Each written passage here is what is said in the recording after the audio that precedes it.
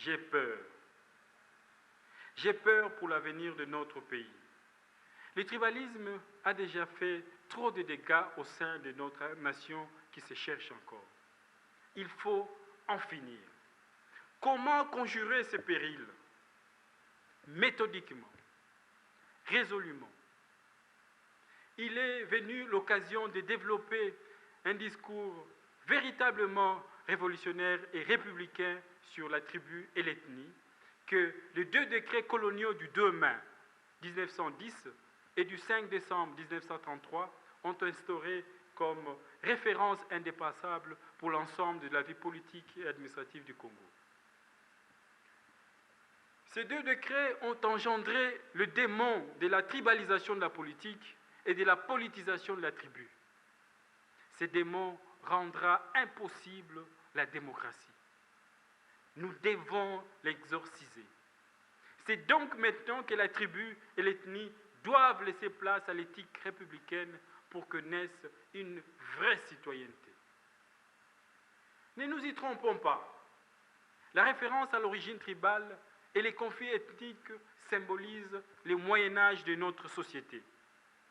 Il est donc temps que les Congolais apprennent à se définir comme citoyens copropriétaires de la République et membres solidaires d'une communauté de destin qui s'appelle République démocratique du Congo.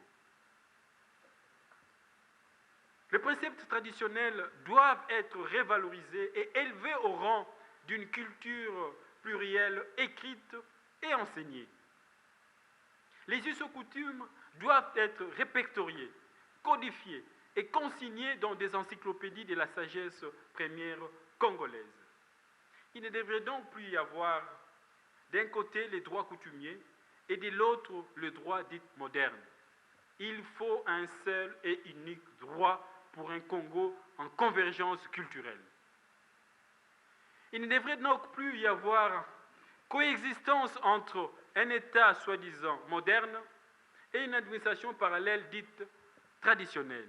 Il faut un seul et unique État.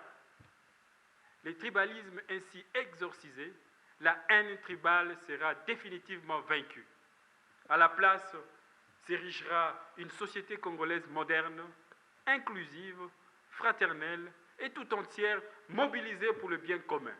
Sans exagération aucune, cette initiative est la plus grande réforme de toute l'histoire de la précolonisation. Il ne s'agit nullement de la négation ou du reniement de notre identité, mais d'un bond civilisationnel majeur vers la République.